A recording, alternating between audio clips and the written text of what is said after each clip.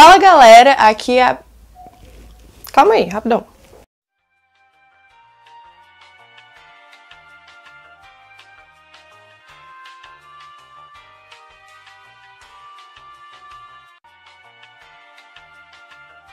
Vai um pouquinho. Agora sim. Fala galera, aqui é a Abigail e esse é o nosso Convite 19 Trazendo a Luz. E hoje a gente vai falar sobre Duna.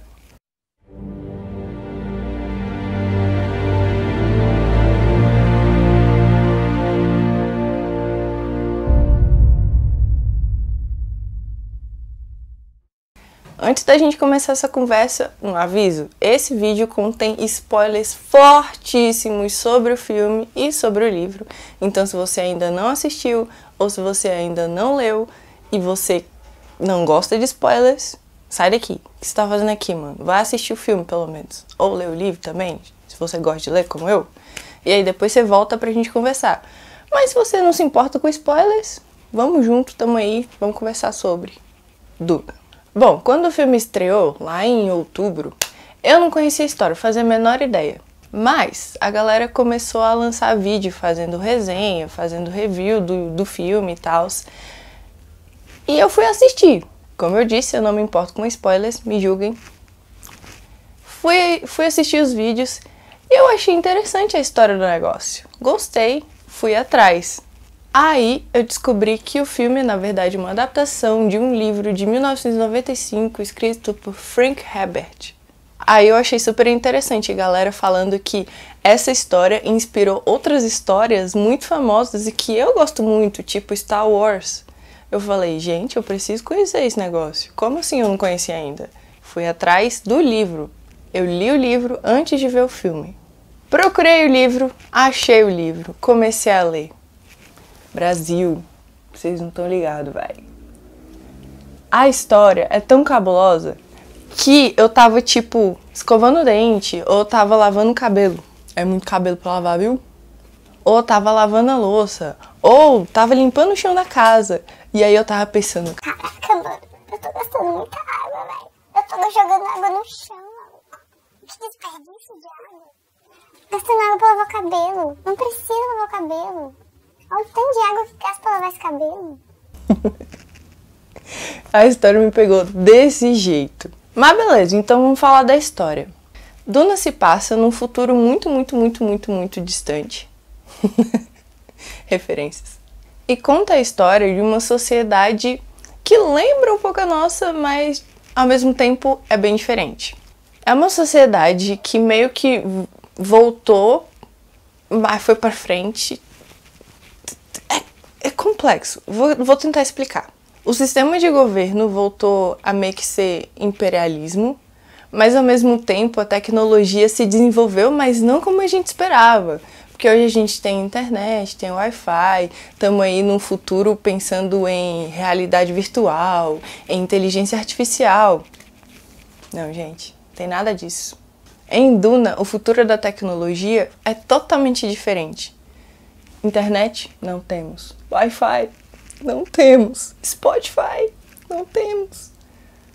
O que aconteceu basicamente é que a tecnologia que usa inteligência artificial foi banida. Não sabemos por que ainda. Quem sabe uma guerra, quem sabe uma treta rolou aí a galera falou, inteligência artificial não vai dar certo. Tá aí Exterminador do Futuro, né, pra... quem sabe? Ao invés de ter inteligência artificial, os seres humanos desenvolveram as suas capacidades mentais ao máximo. E aí, junto com esse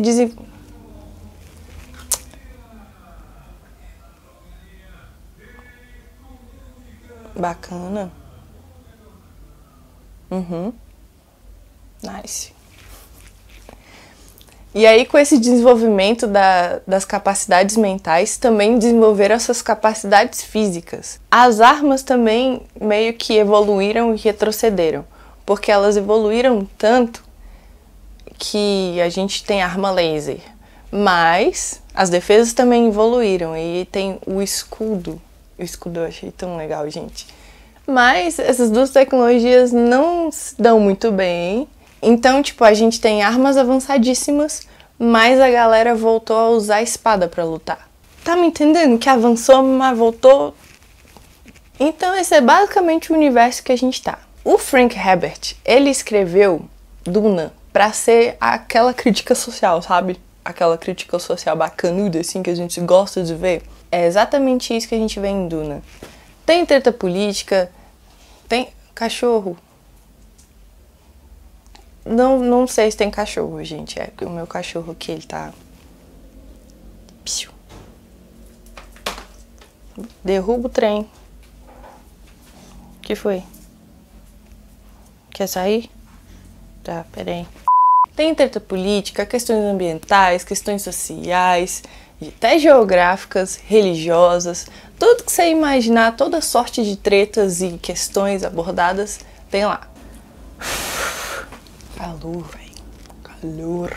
Em Duna, a gente acompanha mais de perto a história de uma família, a Casa Atreides.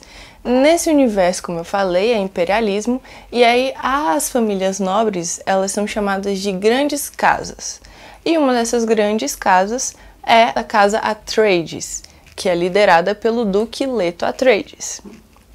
O Duque Leto, ele tem uma concubina, que chama Lady Jessica, e eles têm um filho, que é o Paul Atreides.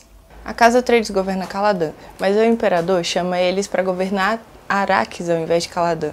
Mas Arrakis já era governada pelos Harkonnen, e aí o imperador meio que expulsa os Harkonnen de Arrakis.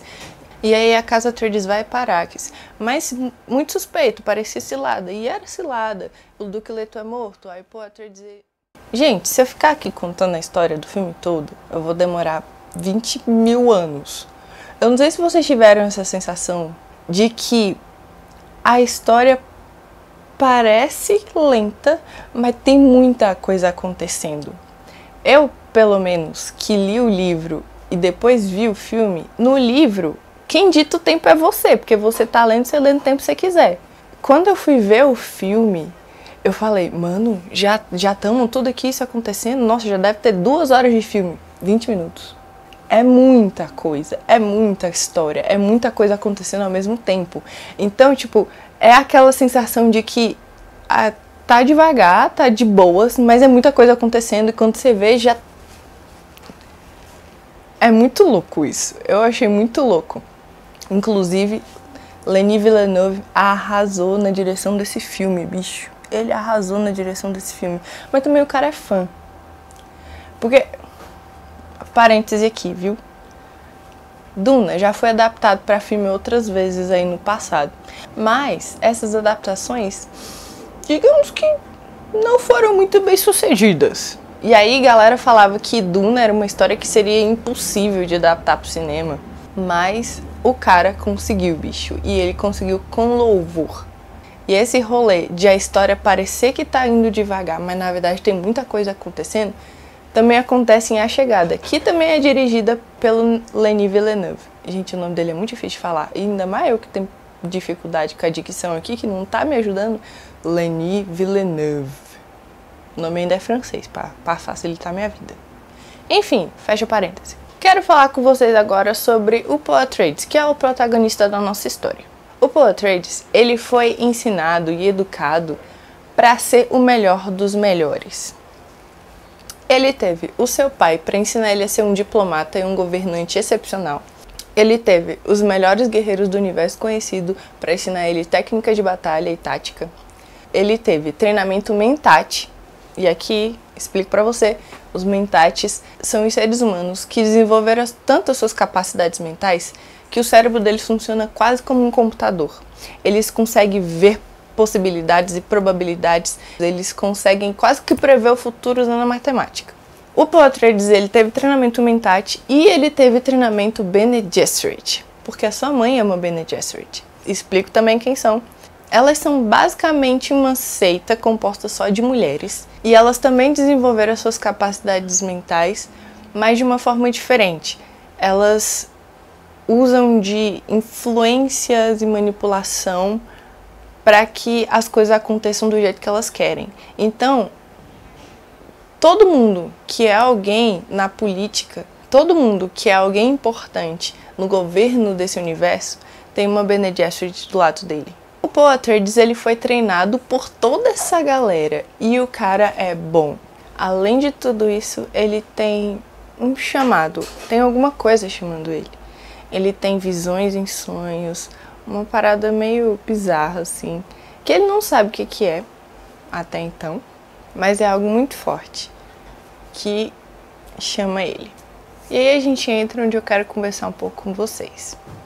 As Bene Gesserit, elas acreditam, elas esperam uma pessoa, um homem, que vai ser treinado na doutrina Bene Gesserit, e esse homem ele vai ser capaz de ver tudo ao mesmo tempo.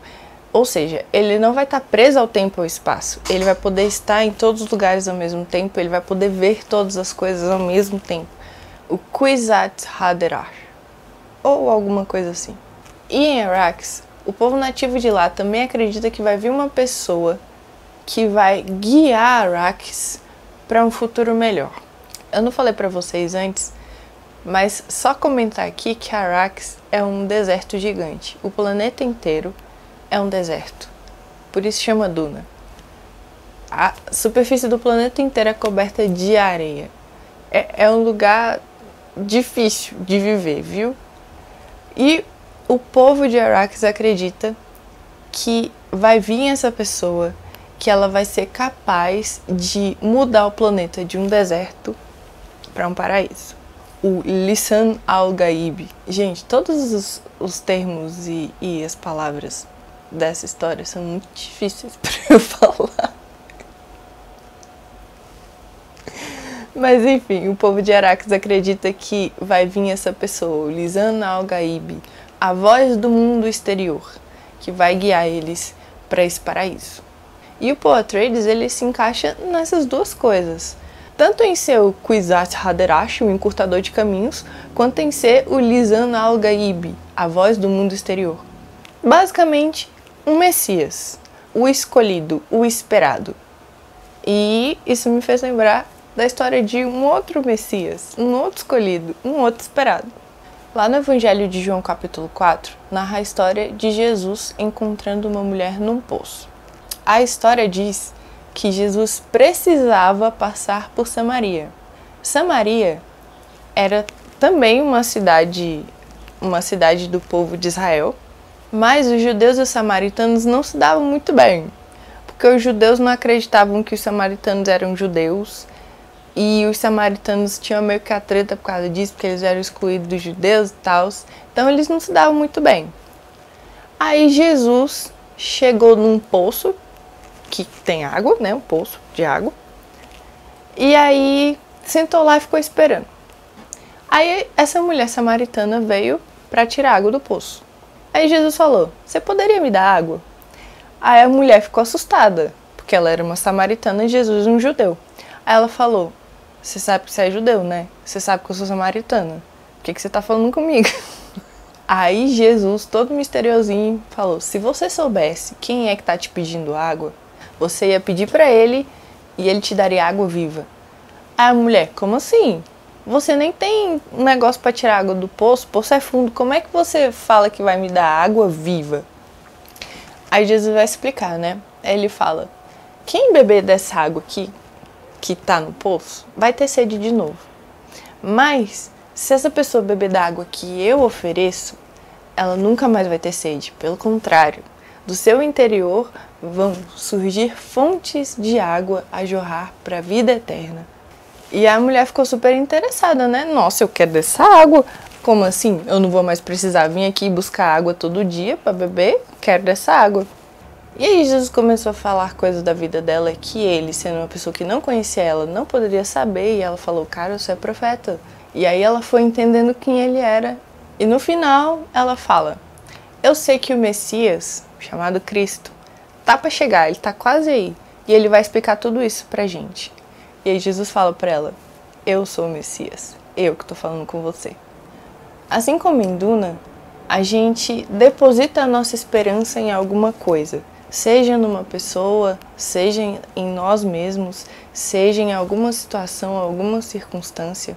Mesmo que você não acredite em Deus, em Jesus, você espera que as coisas vão melhorar se determinadas coisas acontecerem. Em Duna, eles acreditavam que o Paul Atreides era essa pessoa que iria levar paz, queria levar a sociedade, aquela comunidade, para um paraíso, para uma vida melhor. E todo mundo espera isso. Todos nós acreditamos em algum nível e de alguma forma que as coisas vão melhorar. Todo mundo já passou por um deserto de alguma forma. Todo mundo já passou por uma fase na vida ou por uma situação em que você se sentiu sozinho, que você se sentiu triste, que você se sentiu desamparado, que você se sentiu desesperado. E nessas horas a gente espera que esse deserto seja transformado em paraíso. Mas aí é que tá. A gente acha que se a gente resolver esses problemas na nossa vida, vai resolver tudo, sabe?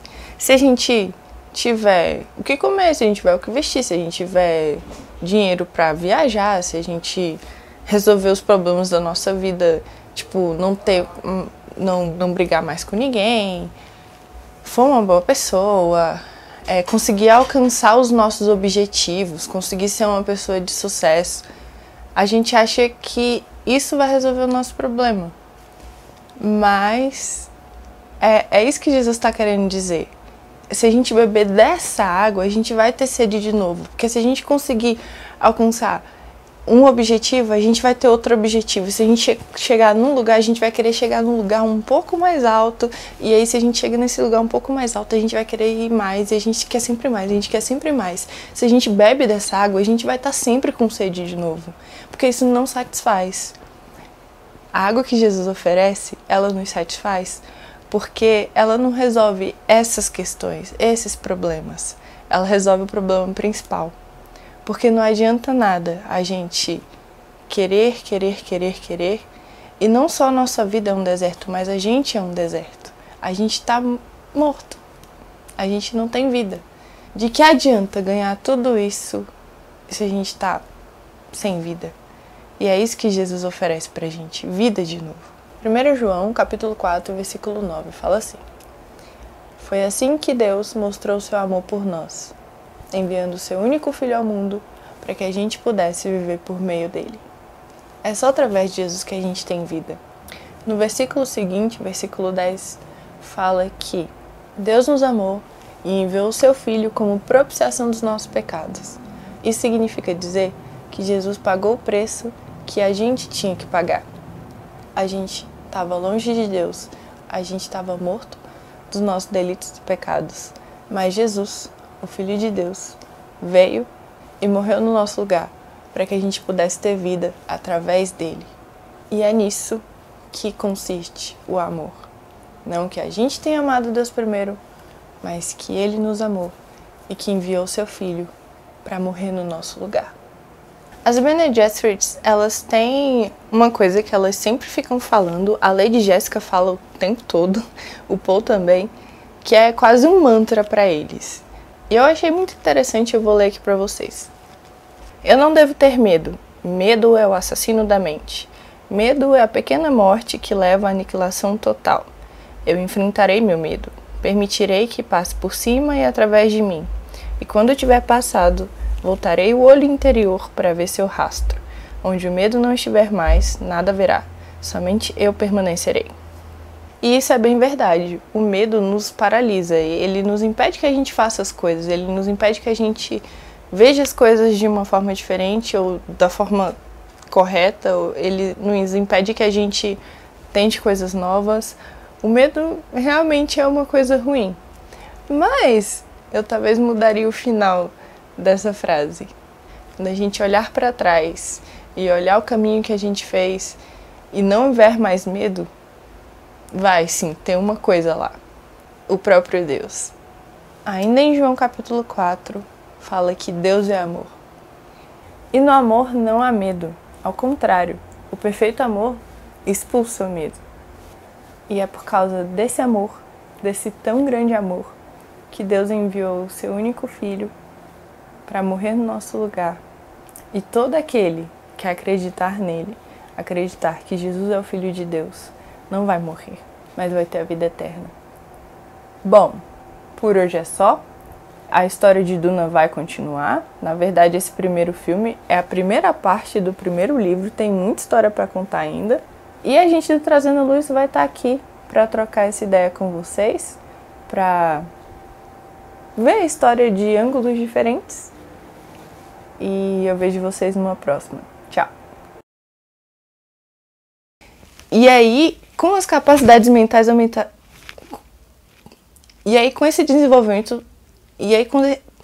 Gente, a minha dicção é horrível, meu Deus do céu.